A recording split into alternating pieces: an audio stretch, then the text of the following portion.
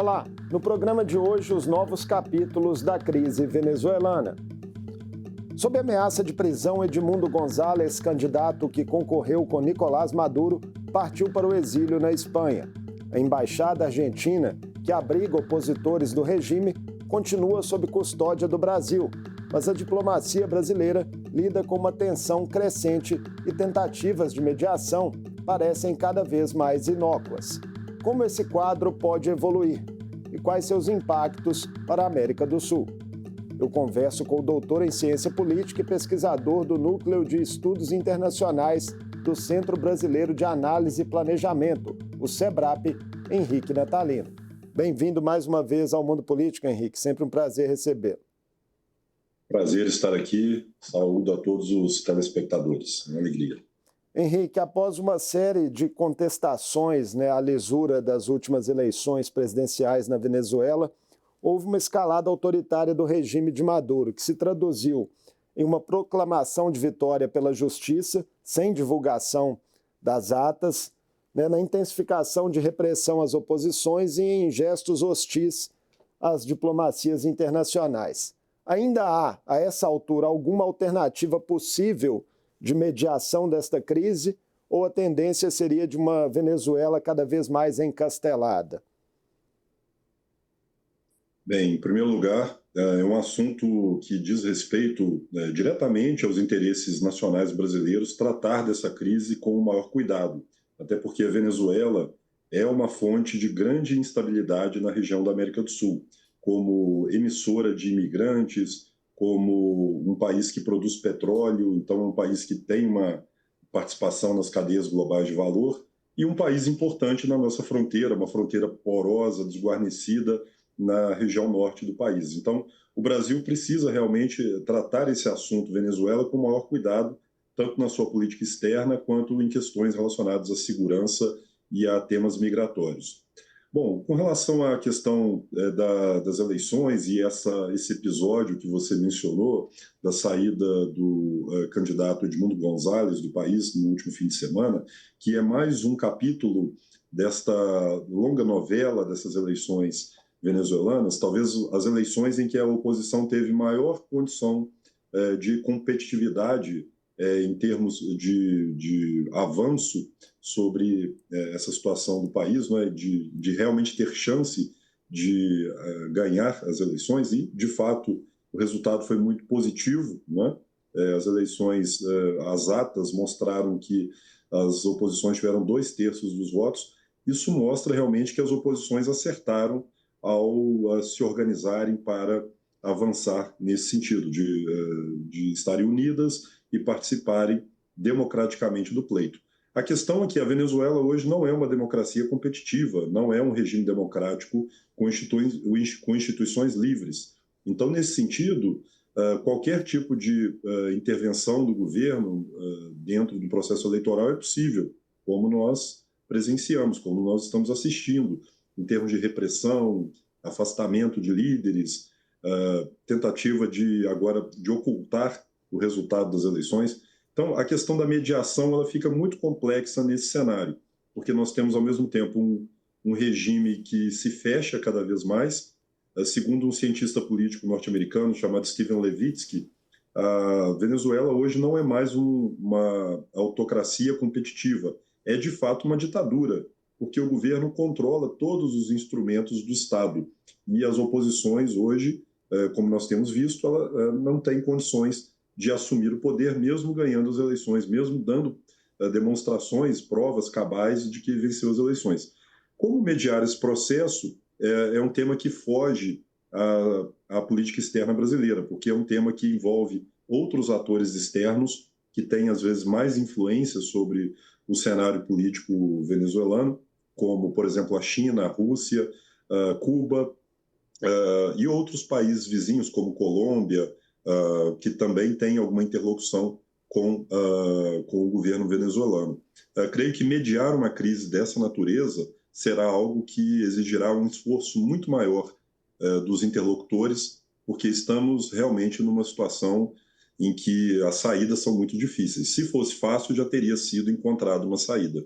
Uma questão importante, Henrique, talvez para a gente tentar entender o cenário por lá, né? O que explica a resiliência do regime de Maduro em meio a uma profunda crise econômica, né, que se estende há pelo menos uma década por lá? Bem, uma explicação que eu acho que é bastante consensual dentro da literatura sobre a Venezuela, e aliás eu sou um pesquisador que há muitos anos pesquiso a Venezuela, desde o meu mestrado fiz o meu trabalho exatamente sobre a Venezuela, talvez seja a enorme riqueza que o país tem. E aí nós temos um paradoxo, né? Porque a riqueza da Venezuela é também a razão do seu fracasso, né? O petróleo, ele abriu grandes oportunidades para o país, mas ele também criou tantos problemas de gestão, problemas políticos, problemas institucionais, que ele acabou também envenenando a democracia venezuelana, envenenando as relações entre Estado e sociedade, criando, portanto, um Estado rentista que usa dos recursos do petróleo para beneficiar uma casta, uma parcela da sociedade. Não estou dizendo aqui que a Venezuela era uma democracia perfeita antes do chavismo, mas o que nós temos visto é que o Chávez ele reproduz numa escala, o Chávez e o Maduro, né, o seu sucessor, reproduzem numa escala muito maior e muito mais grave os problemas venezuelanos, como a dependência do petróleo, o uso desses recursos para fortalecer os grupos aliados do regime, para cercear as oposições e para criar uma falsa sensação de megalomania no país. Né? Então, nós vimos isso com o chavismo em vários momentos, né? De dar a impressão de que o país era um país extraordinariamente rico, que tinha recursos, poderia inclusive ter influência em outros lugares da América do Sul. Eu creio que a resiliência do chavismo se explica também pela questão da completa falta de instrumentos hoje dentro da Venezuela para contenção, para criar freios e contrapesos ao poder de Chávez, ao poder de Maduro, porque ele dominou a justiça, nomeando aliados para os tribunais, para a Corte Suprema, a Assembleia Constitucional, a Assembleia Legislativa do país, a Assembleia Nacional, está dominada também pelo chavismo, e todos os instrumentos, né, foram desmontados um a um. O federalismo foi desmontado, os checks and balances, como, por exemplo, freios e contrapesos institucionais que haviam anteriormente, o Senado, né, que havia, foi desmontado. Então, hoje o regime ele é praticamente um regime monolítico, fechado, e, na prática, a Venezuela é uma ditadura militar.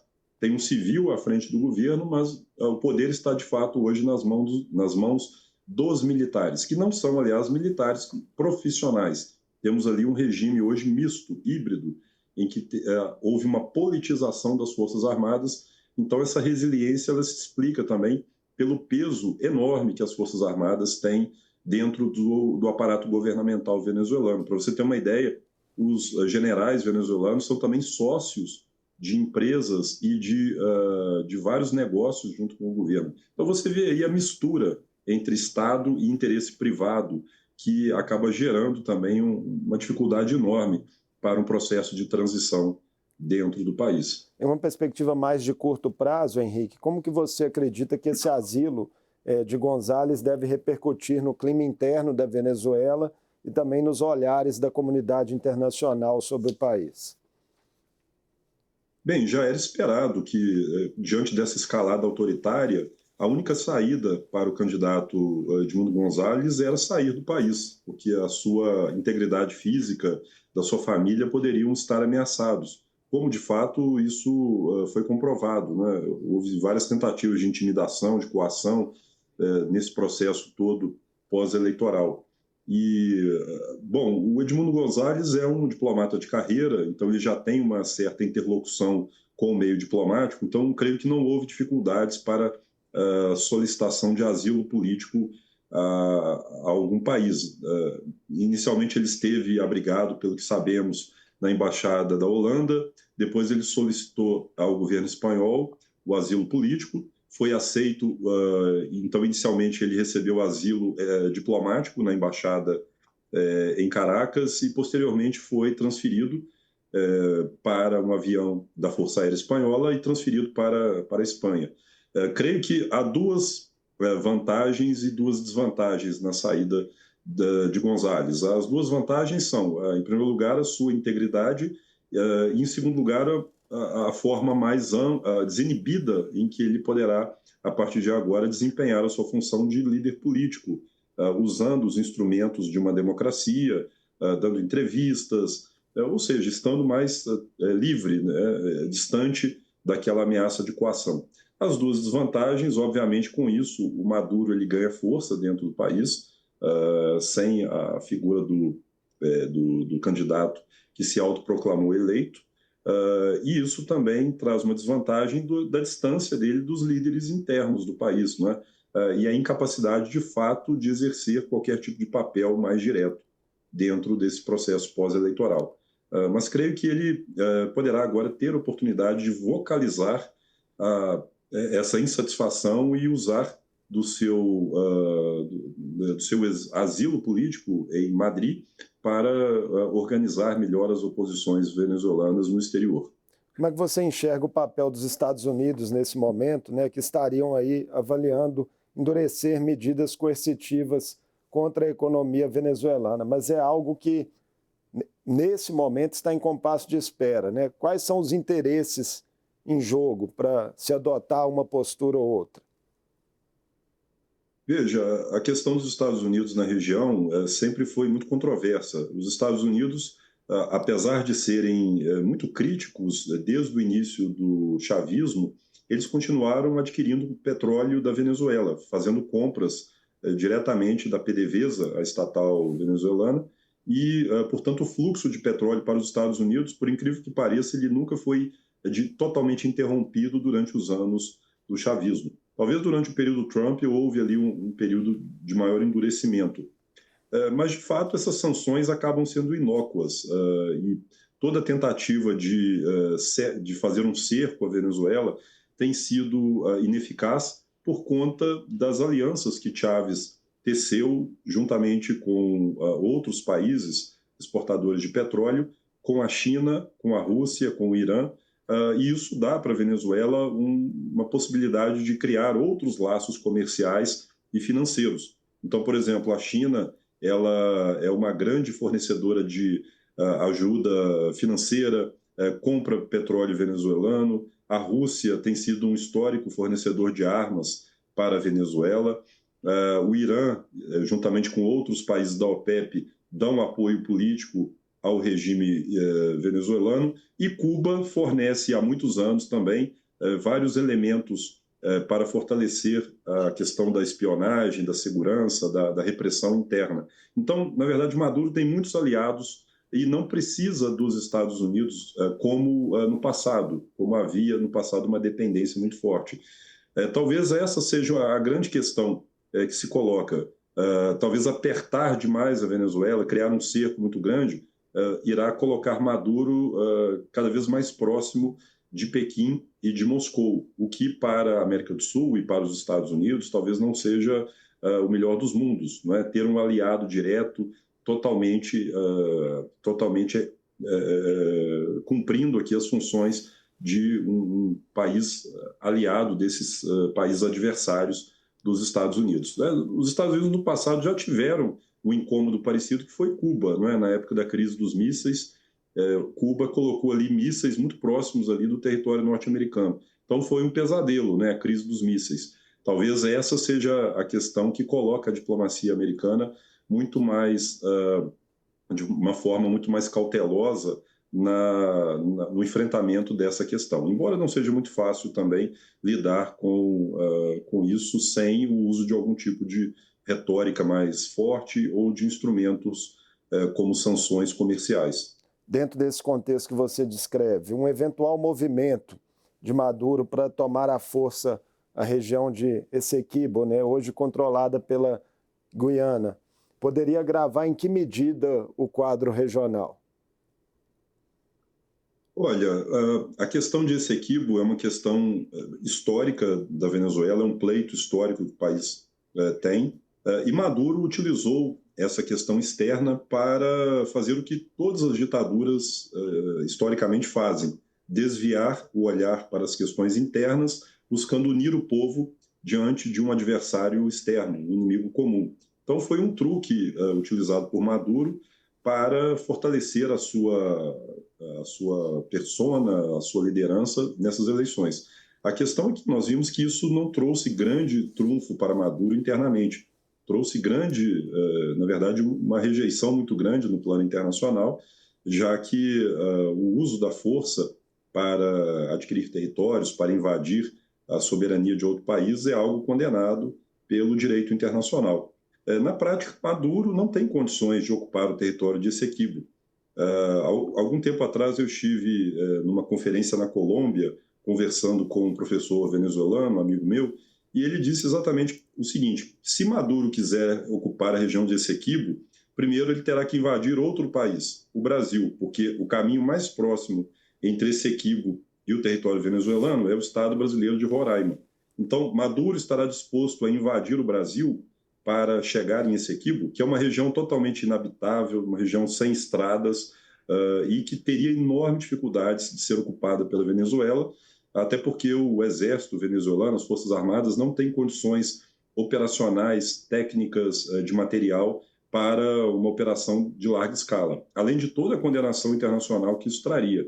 Então, na verdade, ele usa isso mais como um truque retórico e como um trunfo político para tentar desviar a atenção para a questão mais importante, a ditadura que está se consolidando no país. Falando agora do papel do Brasil, Henrique, após essa intensificação, né, do cerco da polícia venezuelana à embaixada argentina, que está sob custódia brasileira, parece que isso foi afrouxado desde o fim de domingo, e o Brasil rejeita até agora deixar o local, né, apesar da determinação do regime de Maduro nesse sentido.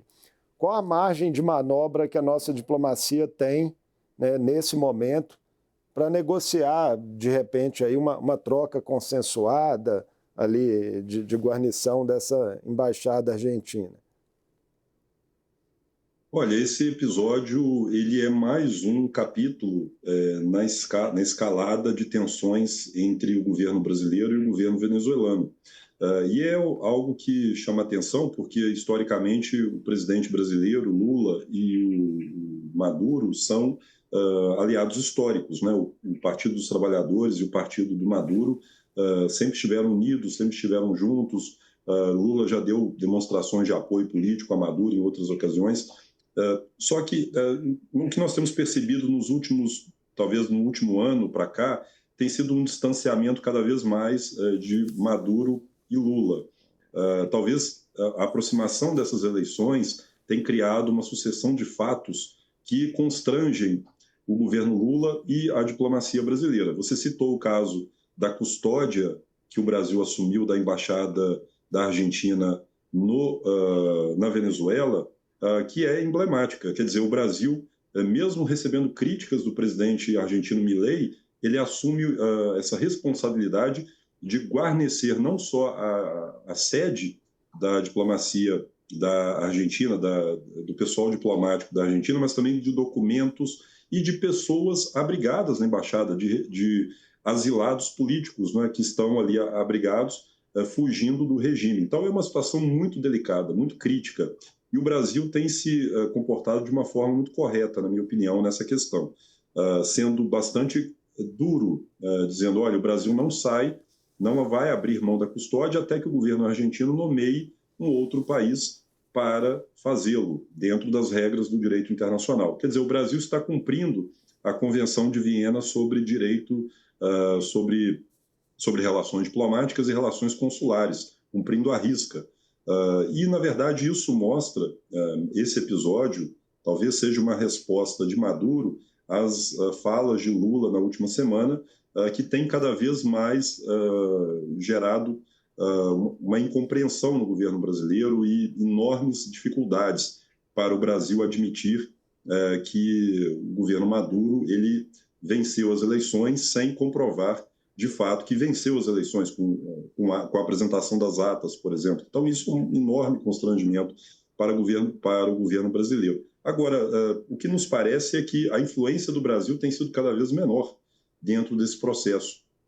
O Brasil tem apresentado a alegação de que não vai romper com a Venezuela porque porque deseja manter canais de interlocução e mostrando também que uma ruptura seria ineficaz para a proteção dos direitos dos brasileiros presentes na Venezuela. A questão é que o Brasil também precisa levar em consideração que o seu papel na região ele extravasa apenas a defesa dos seus interesses mais diretos. O Brasil é criador do Mercosul, é um país que tem uma influência na região que extravasa a questão apenas de interesses comerciais, por exemplo. Então, nós somos uma democracia, nós somos um país que tem uma tradição de integração, de paz. Então, talvez seja preciso recalcular melhor a rota dessa relação com a Venezuela.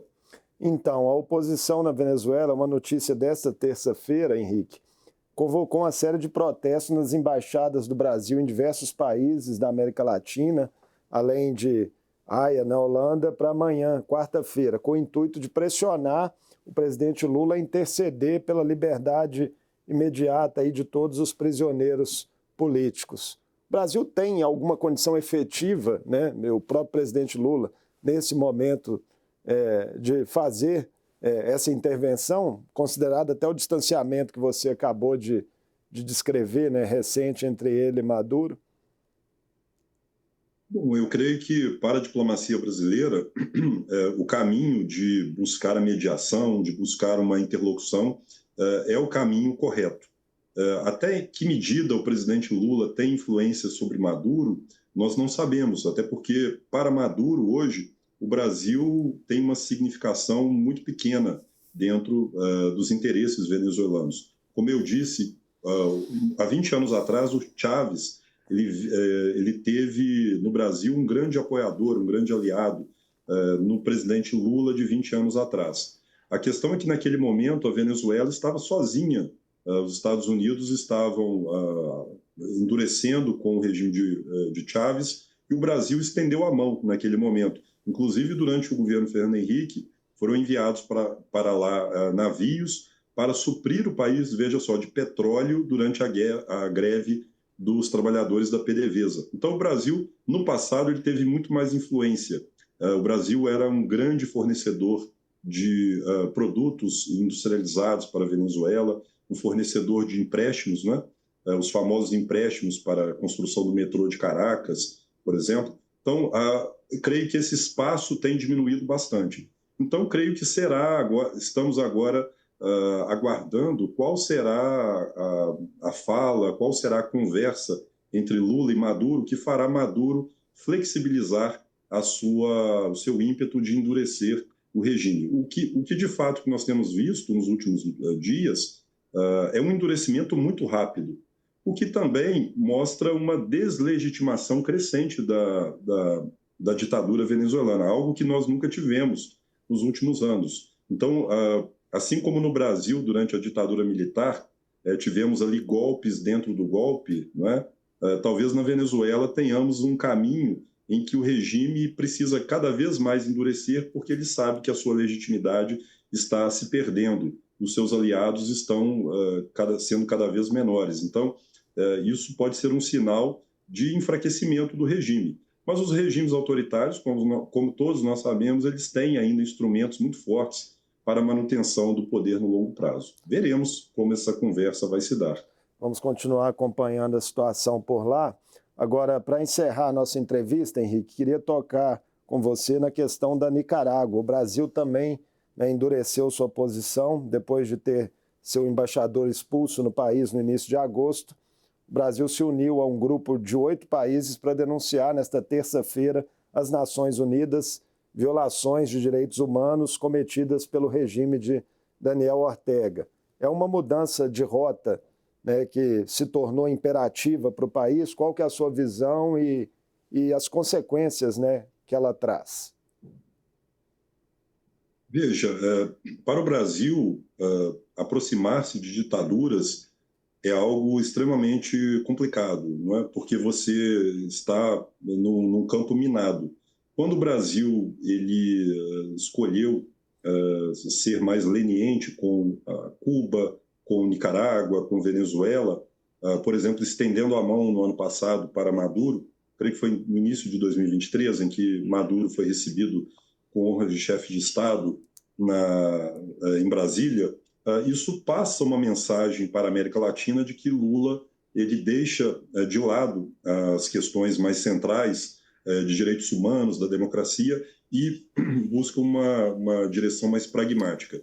O que essa questão da Nicarágua tem mostrado, e o presidente Ortega sempre foi um aliado histórico de Lula. Aliás, Lula foi, no passado, um dos poucos líderes que esteve na Revolução Sandinista, quando Ortega assumiu o poder, visitando ali o Ortega, mas o Ortega de 40 anos atrás, né?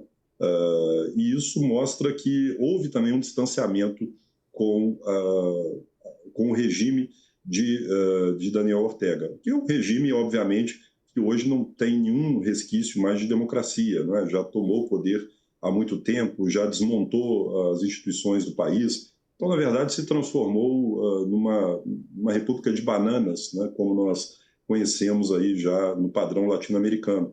O que o Brasil, na verdade, colhe com isso é uma lição que deve ser aprendida.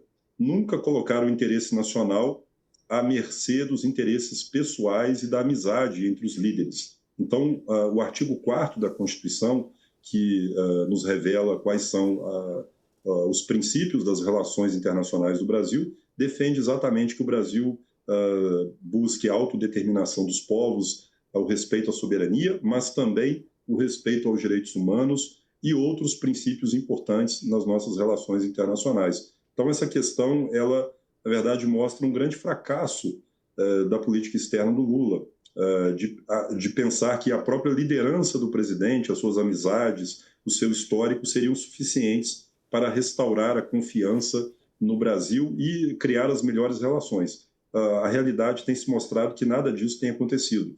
O Brasil tem, com isso, pagado um preço muito grande de uma diplomacia profissional que nós temos, com um histórico de 200 anos de relações com o mundo todo, colocado de lado em função de uma diplomacia mais personalista que tanto o governo Lula quanto o governo Bolsonaro colocaram em marcha. Então, isso é um retrocesso e é algo que enfraquece bastante as nossas relações internacionais. Muitíssimo obrigado por mais essa conversa conosco aqui no Mundo Político, Henrique. Foi um prazer, estou sempre às ordens. Eu conversei com Henrique Natalino, doutor em Ciência Política e pesquisador do Núcleo de Estudos Internacionais do SEBRAP. Falamos sobre os últimos capítulos da crise política na Venezuela, com a escalada de tensões entre o regime de Nicolás Maduro e a diplomacia brasileira, e os elementos e interesses que podem condicionar o futuro do país vizinho e impactar a região. O Mundo Político fica por aqui. Obrigado por nos acompanhar e até o próximo programa.